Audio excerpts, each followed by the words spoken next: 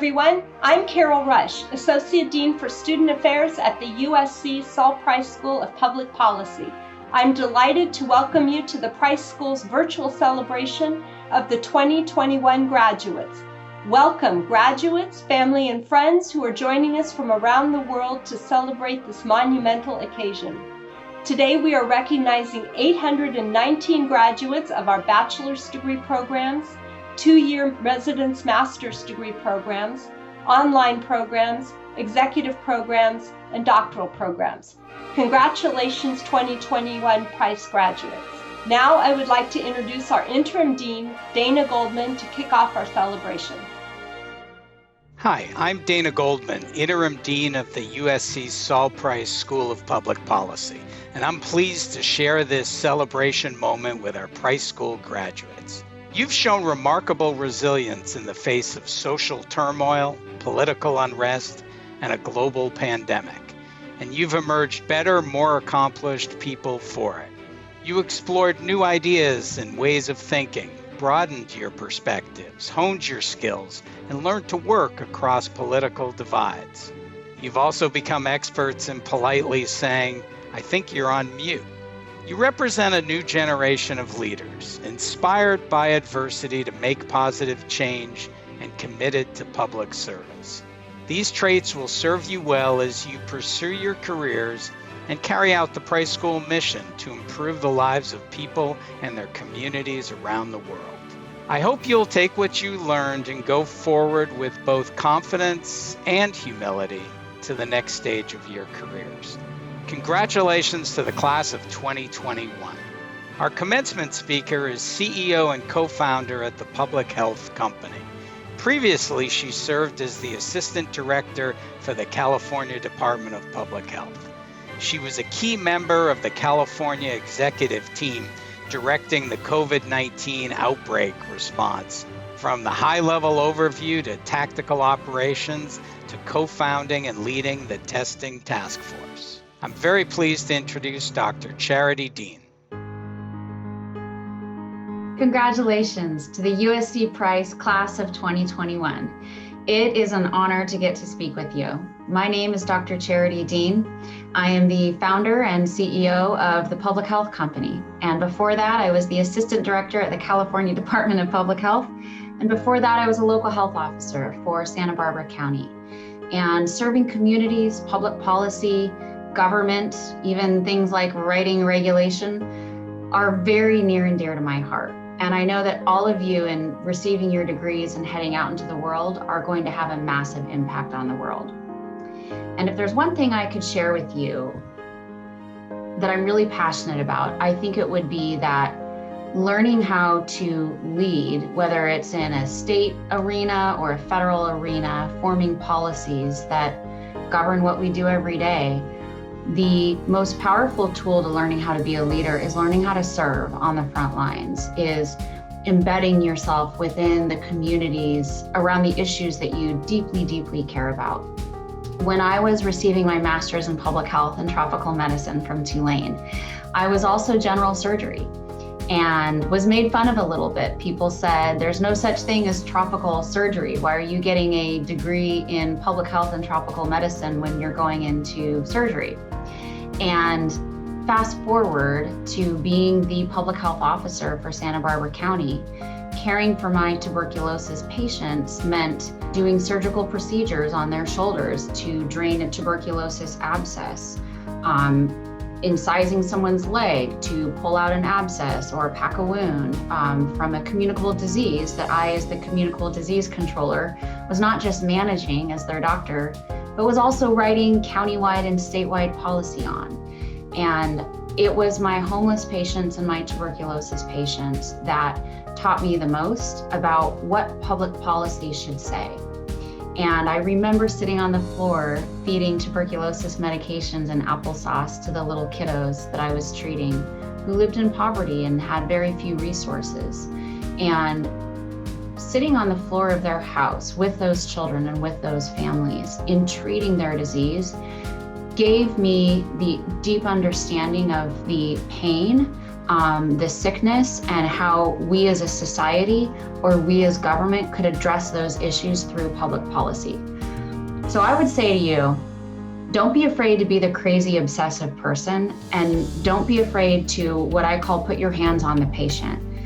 To form the larger policies or to steer the direction of a whole community, we only do that by serving on the front lines, putting our hands on the patients, feeling the deep grief and loss that comes when we lose a patient or when someone that we care about, that we've been serving in our professional role, dies or suffers a huge loss themselves. That deeply feeling their grief and their struggle and being a part of them so that it's our grief and our struggle is what taught me how to lead in the public arena.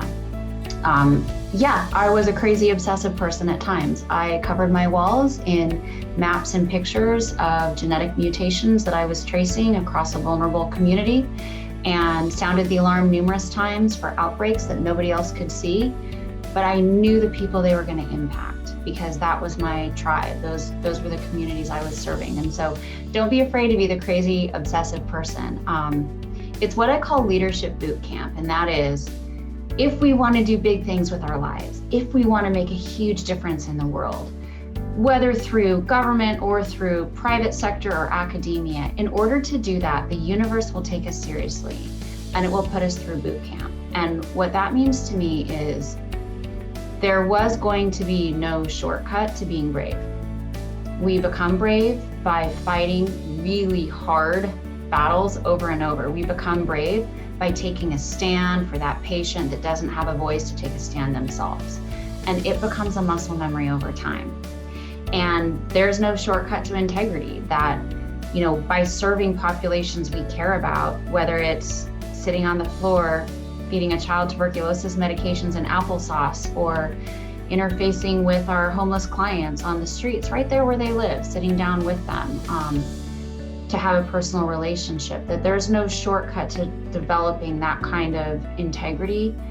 If we hope to lead counties or states or even lead a nation, we only do that by first learning how to serve on the front lines. So I would encourage every one of you, roll up your sleeves, be the crazy person that wants to put their hands on the patient, immerse themselves in communities, and deeply feel what those people are feeling, and become part of them. It's been the greatest joy and honor of my career.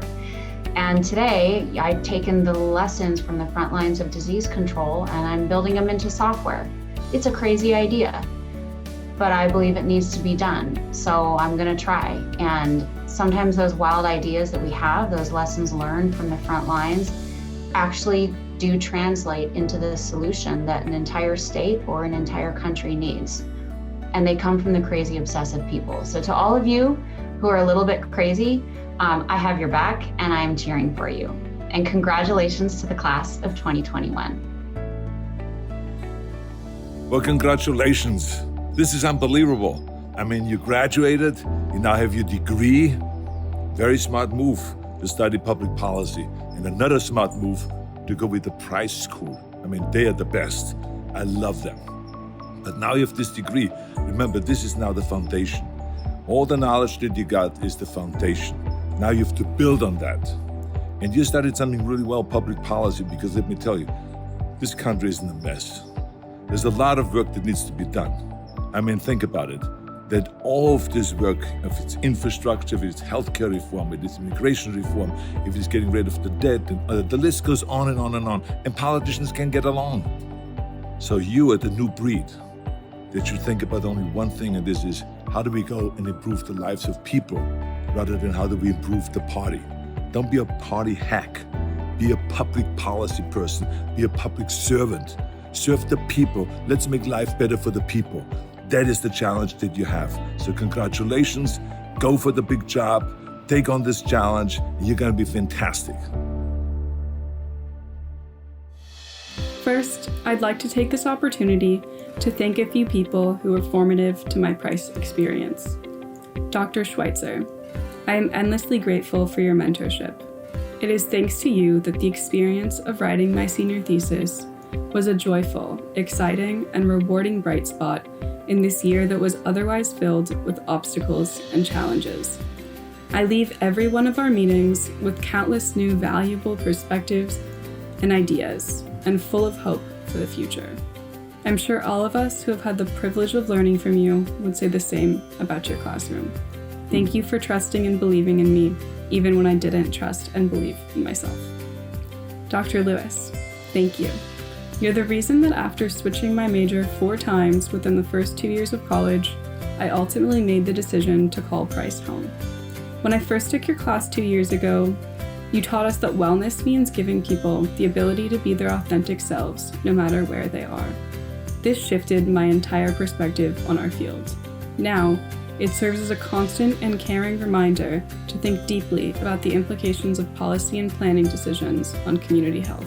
Every time we had the privilege of listening to what you call your Lobana Lewis moments, we left the classroom more thoughtful, more equity-driven, and more empowered to use our knowledge to create meaningful change as future planners and policymakers.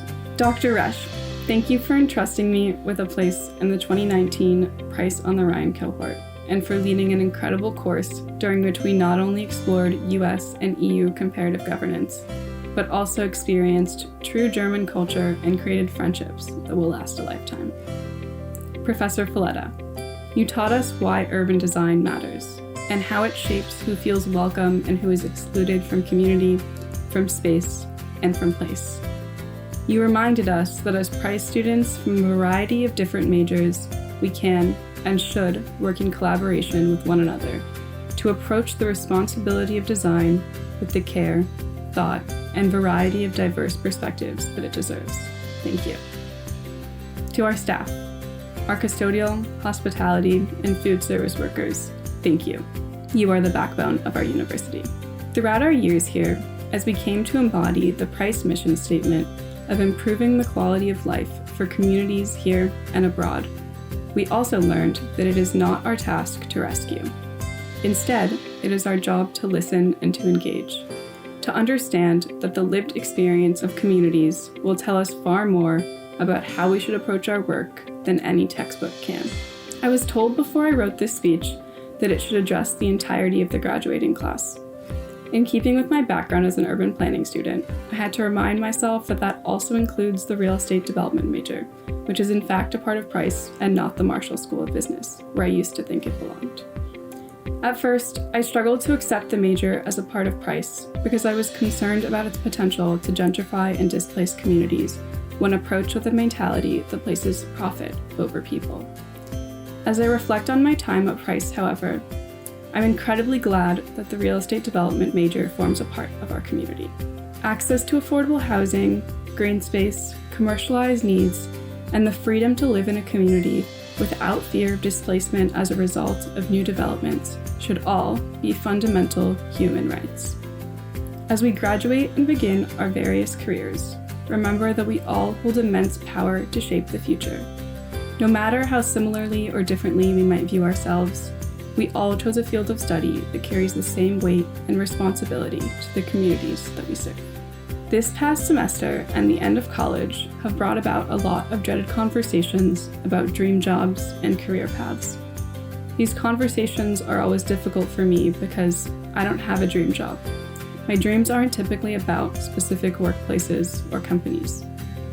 A few weeks ago, however, I was on a call with the labor union Unite Here Local 11 that concluded in one of the organizers asking the group to dream. They asked us to imagine what communities would look like if residents and community members controlled their built environment. The Zoom chat box was flooded with responses ranging from parks and green space to community care to affordable housing and the right to remain in their neighborhoods, to live close to their workplaces. It was an exhilarating and empowering moment to have the freedom to dream again. I want to end by paying that forward. I invite you all to envision what your dream community looks like. Then, think carefully about how it can support the dreams of the various communities, clients, and constituents that you will go on to work with. A more ethical and equitable future starts with us. Price Class of 2021, thank you, congratulations, and fight on.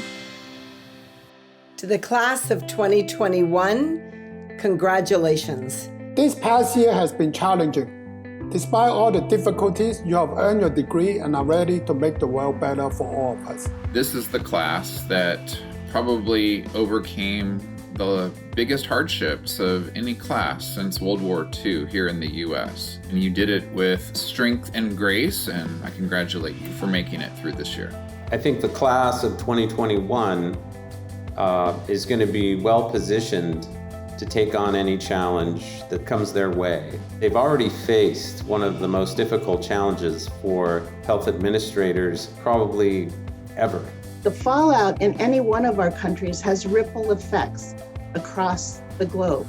I think the students this year experienced it viscerally, and that has built a resilience that will carry them far into the future. We were all going through our own individual challenges, and there was a sense of compassion and a sense of belonging that was more pronounced. And that collective experience, I think, will allow them to be different kinds of leaders than perhaps if they never had this happen to them in their lives. Some of you went through some very difficult times, and throughout, you persevered.